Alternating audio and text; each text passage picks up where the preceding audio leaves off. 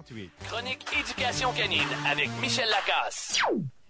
Michel Lacasse, bonjour. Bonjour. Comment il va?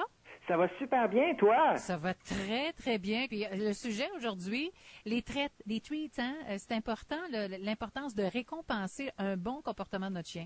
Oui, puis c'est pourquoi on doit toujours analyser ce qu'on fait lorsqu'on a un chien puis qu'on désire modifier un comportement que l'on n'aime particulièrement pas.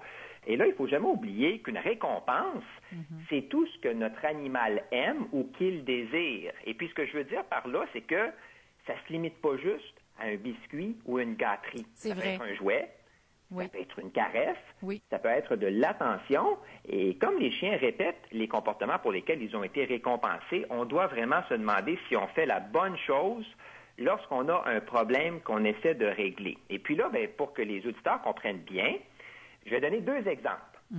Puis le premier, c'est celui du chiot qui pleure dans sa cage. OK, qu'est-ce qu'on fait? Cet été, moi, je suis allé rencontrer une dame qui avait ce problème-là et elle a fait une erreur que font, soit dit en passant, bien des gens. Il y a une nuit où son chien s'est mis à chigner dans sa petite cage et pour qu'il arrête, elle est allée lui ouvrir la porte et elle l'a aussi laissé dormir avec elle dans son lit. Elle a fait ça 3 fois. Conséquence, le chiot a appris que pour sortir de la cage et pour aller rejoindre sa maîtresse, il braille. Juste à pleurer. Donc, elle est venue renforcer un mauvais comportement qui, lui, s'est répété. Ce qu'elle aurait dû faire, là, c'est ignorer le petit chien tout simplement ou qu'elle le laisse sortir, mais lorsqu'il ne pleure pas, lorsqu'il est calme. Donc, elle est venue récompenser, autrement dit, la mauvaise chose. Et je veux aussi préciser que c'était pas du tout pour aller dehors que le chien pleurait, c'était vraiment pour sortir de sa petite maison. C'est pas long, hein, qu'ils associent des gestes que l'on fait envers eux par rapport à certains comportements qu'ils vont faire. C'est pour ça que je dis qu'il faut toujours faire attention. Autre exemple très fréquent, le chien qui saute sur nous lorsqu'on arrive. Oui. Là, on vient récompenser une foule de comportements qu'on ne devrait pas, et on le fait encore une fois inconsciemment. On va regarder le chien, on va lui dire non, par terre, pousse-toi. On va même des fois le repousser avec une main. Bref, c'est vraiment tout pour qu'il continue de sauter. Le chien a de l'attention, ce qu'il recherche. Il se fait pousser, ce que bien des chiens vont prendre pour un jeu. Puis en plus, on lui parle, on vient lui donner de l'attention. Donc, on renforce un comportement, encore une fois, qui est non souhaité. Le chien, donc, il est récompensé à plusieurs reprises pour sauter. Si on veut vraiment que ça cesse, là, il y a plusieurs solutions. On va en reparler une autre fois, mais on garde en tête que le chien qui saute le fait pour nous accueillir, pour de l'attention, et il faut toujours se demander si ce qu'on fait de notre côté renforce le comportement ou non.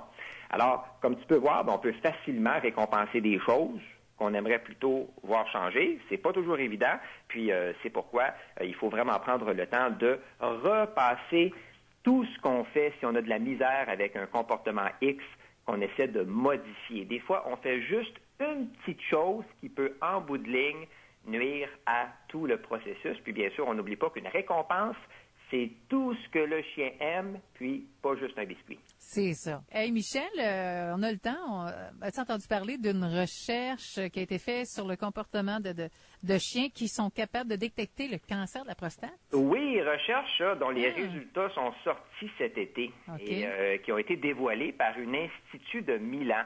Et c'est assez impressionnant parce que les chercheurs ont constaté que les chiens, grâce à leur odorat très pointu, ces chiens-là ont pu identifier correctement 98 des cancers de la prostate, alors que l'examen traditionnel, Anne, des oncologues, a été d'une précision complète que dans 80 des cas. Ben mon Dieu. Alors, on parle de 98 contre 80 C'est super intéressant, d'autant plus que ça coûte pas grand-chose de se servir de chiens entraînés, évidemment, pour ça, et que ça n'occasionne aucune gêne pour les patients. Et là, j'ai pas tous les détails, mais quand les chiens sont employés pour détecter un cancer, ils essaient de percevoir avec l'odorat un certain nombre de substances chimiques sécrétées par une tumeur. C'est comme ça que ça fonctionne. Puis le chien réagit. Est-ce qu'on a dit comment le chien réagissait?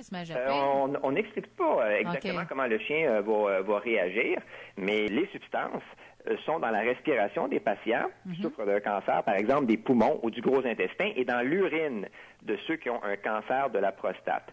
Alors, je ne sais pas si un jour Les chiens vont travailler avec les chercheurs dans les laboratoires, mais c'est le genre de petite nouvelle que j'aime beaucoup et qui vient confirmer encore une fois que les chiens ont un odorat vraiment exceptionnel. Mais je te remercie, Michel, puis à la semaine prochaine. Passe une très, très belle semaine. Toi aussi. Bye-bye. Bye-bye.